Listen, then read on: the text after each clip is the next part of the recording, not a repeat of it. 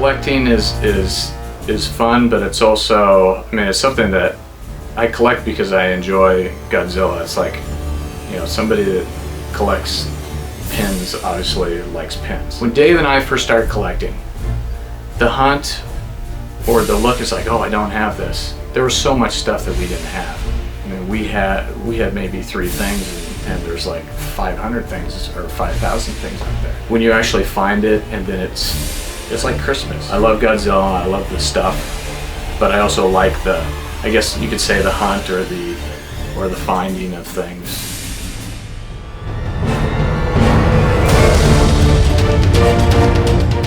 These are the smallest Godzilla figures that they do. These are the Gashappen high grades. In Japan, space is premium, so all the big figures, they found that a lot of Japanese people didn't buy because they had not that much available space. That's why they started doing high grades. Maximize detail and space for kids that had this small room.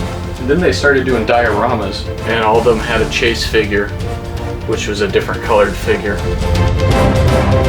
This is actually off a Godzilla suit. This I acquired from Hollywood Collectibles. Well, if you watch the Sci-Fi Channel, I guess the people involved in that, they actually had a series. I don't know if it's still going. This is from the Forey Ackerman collection, and he was actually given this by, I believe, somebody. I don't know the exact history of it.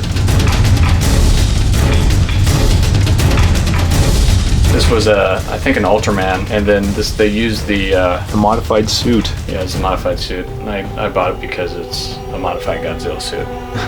So I'm not a huge Ultraman fan. I know some of you are going to be like, oh my gosh, no. But yeah, I did watch it a lot when I was a kid, though. The 2004 special items and theater items, the Godzillas and the mechas. In Japan, each movie that comes out still has a movie program. I think here in the US that went away in the 70s. So in Japan they still do that. A lot of these things you can only buy at the theater. These are Tokyo SOS theater keychains, pins, moving die-cast Maser tanks. They're pretty rare. I think they're from the 80s. This over here is the gummy set. Came in as like a candy. What are your thoughts about Godzilla 2014? I hope that Godzilla is the main thing. I hope that they put Godzilla as in the forefront and not as a coexisting or back shot of something like nuclear waste. And this is what happens when we dump nuclears and stuff. And you know, but I have heard that there's going to be multiple monsters. So at least that's what I've read. I hope it's more of a PG, borderline R. Mm-hmm. That's just me as being an adult and want to see like a grown-up version of Godzilla. So that's a classic box set. This is where those speed posters came from earlier. This is Grand King Ghidorah from the Mothra movies. There's one in that box, and this is it set up. The remote control Godzilla up there, walking crystal Godzilla. The crystals, while he walks, the crystals light up. This is one of the remote controls figures that they did for GMK. These are all built up models that I've bought throughout the years. The rare mouth open and shut one. Usually they're fixed. Back there is the Real Hobby number 5. That's mint in the box. Basically what those are, it's a rubberized model kit that has fins in it with a battery pack, and the fins light up when you turn it on. This is the Destroyer. I think it's the bigger, the DX version. So it moves sort of very robotic. It's not very smooth. These are all of those same type of things. These are incomplete. Some of these I don't have all of them. They did about, I don't know, 10 of them total. That's the Destroyer, which is a smaller version of that larger one. This actually, the outer skin heats up and turns yellow, and then when you keep it turned on, the color actually changes in its chest to a brighter. So there's an element here, and this is made of some kind of changing color vinyl. It takes a little bit of time. You'll be staring at this for another couple minutes. This is a whole episode right here. Is this gonna happen? Yeah, it's really definitely, it's just warm. It's not like super hot. Right. But it's definitely changed colors. And so this little level is just all basically most of the Mothra stuff. That's the 64 one, right? Mm-hmm. They call it the Fuzzy Mothra. And then this is Batra. You want to tell the story of Batra? When I was first starting to sell some of Dave's collection, I went on message boards. I don't remember if I actually looked up Matt and said, I have what's on your want list or something, or if I just put the list out and he responded. That's basically, he was local, and that's basically how we met. He told me he was actually super pleased that... super pleased is putting it lightly. Yeah, Dave's stuff was in pretty good condition. You know, don't open the box or open the box and look at it and play with it a little bit and put it back in the box. And then here's the armored version of that. Not of that, but this is a Mothra 99. Now they call him, well, their nickname is Rainbow Mothra. But don't get it confused, he's not into the rainbow stickers or anything. He doesn't hang with Jet Jaguar and the rest of them. Yeah, Jet Jaguar, that's for you, Denny. And that's Aqua Mothra. And these are pretty hard to find in good condition. It's the GMK, little kit, little minifigures. Tokyo SOS set, big figures, nice for the kids to play with, a little battle set. You already mentioned that you already have a son. Yep. What can you not wait to share with him? I'd have to say the movies. You know, the Godzilla movies. I can't wait to show them, because I remember growing up and just watching the movie and saying, this is really cool to get these giant monsters, and then knowing that this is make-believe, but how do they do that? And not sort of going, how are these sets all big, and just being excited to see this. There's this giant monster destroying this city. The one thing that I don't want is I don't want him to be like forced Godzilla fan. You know, I wanted to, just because Papa is a Godzilla fan, I don't want him to, well, because Papa is, I'm gonna be a Godzilla fan. And then I don't want it to be like shoved down his throat. And it'd be one of those things, you know, 20 years from now. My dad, he forced me to Godzilla. You know, favorite piece. I mean, I have a few in a lot of genres. Yeah. I know that Resurrection Godzilla is, or the Glitter of Disco. Mm-hmm. That's my favorite favorite because it's the hardest to find of that series. But I'd have to say the Marmot double cast ones that I've had, they're over here. So there's one layer of vinyl that they do, and then they put a second layer in, which gives you the translucent. These are really good in the light. The translucent of the double cast. This is called the orange. We put a little bow tie on. This was where Dave was supposed to be sitting at the wedding table when Becky and I got married. This was there. So nice. This was there in its place. This one is another cast of this version, but it's a different color scheme. It's a dark red. But all these, and it's hard to see, but all of them have like a gold or silver speckles in them, or specks. Mm-hmm. This is probably the most exciting King Ghidorah that I have, and this is a Marmot as well, and that's just basically a jet black. Even at GFest, they're hard to find, the black ones. So. Well, GFest is this guy J.D. Lees, which does the magazine called G-Fan, and he puts on this convention every year in Chicago. We went in '03, our first time after seeing it on the internet. One of our searches looking for something. So I moved back to California at this time, and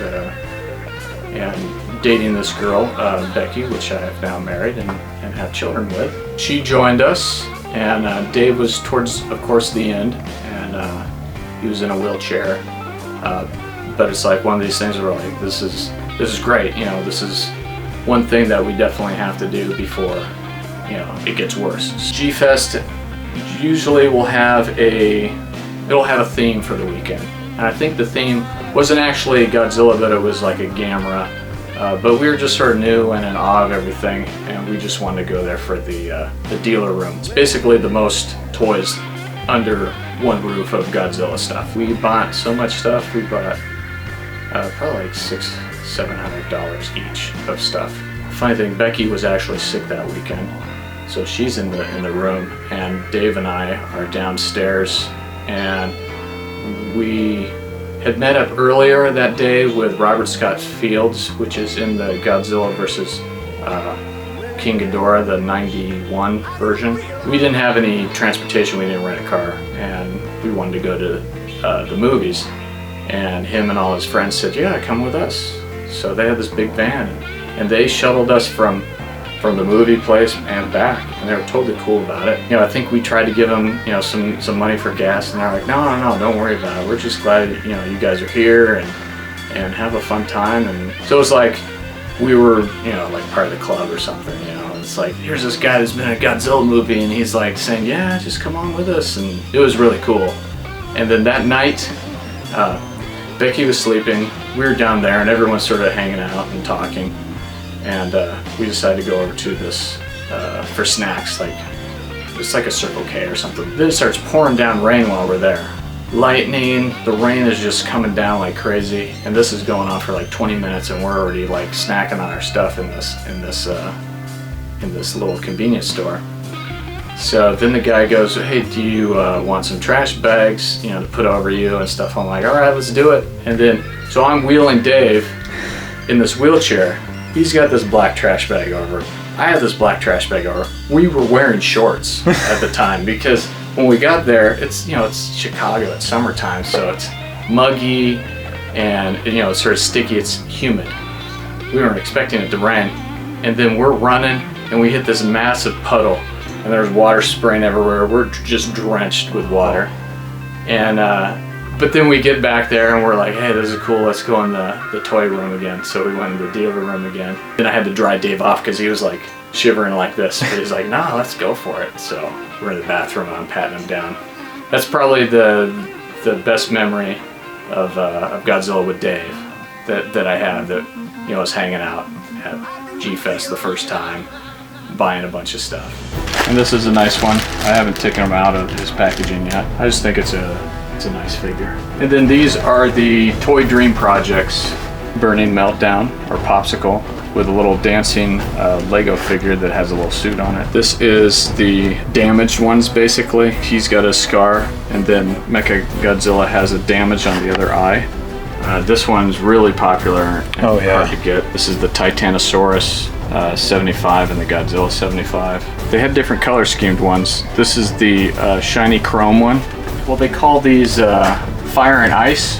I'm not really sure about the significance. I know that the 55 was an ice on an iceberg when they had their final fight, but I don't know why they put fire on. It's almost like a callback to Gigantus the Fire Monster. Oh, yeah. And this here is a rare one. This is the Time House Godzilla. It's designed after the 92-93, and there's a G.I. Joe figure or a blank figure in here, and it's sort of like a model.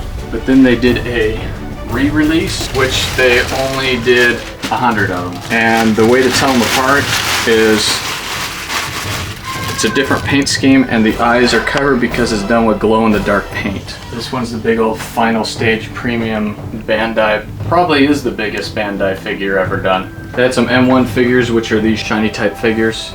This is a glow-in-the-dark figure. Their glow-in-the-dark stuff is really good. I mean, you put it up to the light for like a couple of minutes and it'll glow like crazy.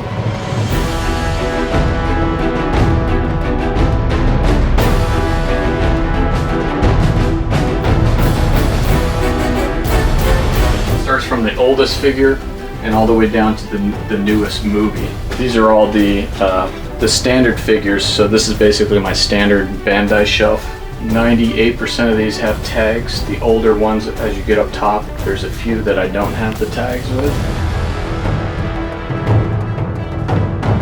Gamras from the new movies. This was the theater Gamera from the 1996, the second movie. Probably, I don't know, probably the rarest ones that I have.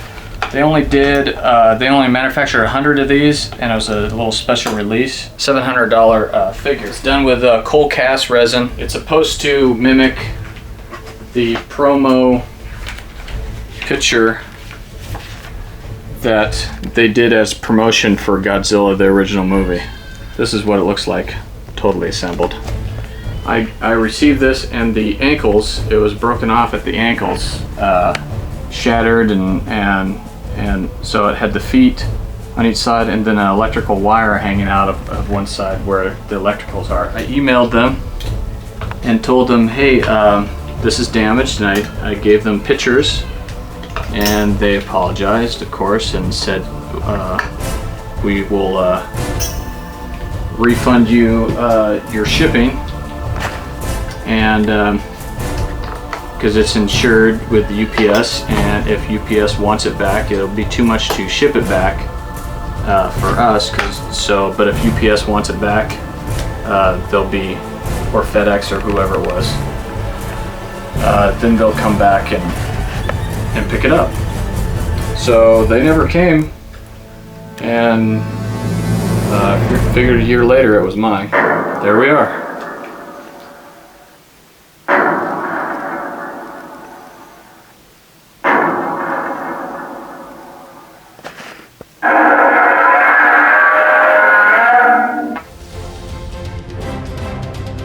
Only 100 of these made, and I love it. It's a nice centerpiece.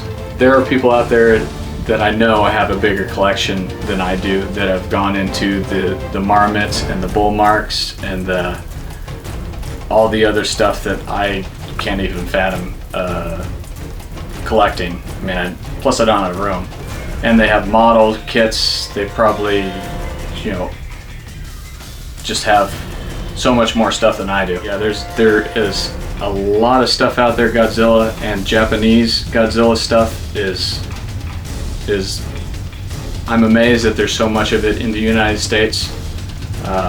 Still to this day, I'm amazed that there's a lot of collectors of all the stuff and they import it in from Japan. And you know, like this is the tip of the iceberg of, I'm sure, some people's collection.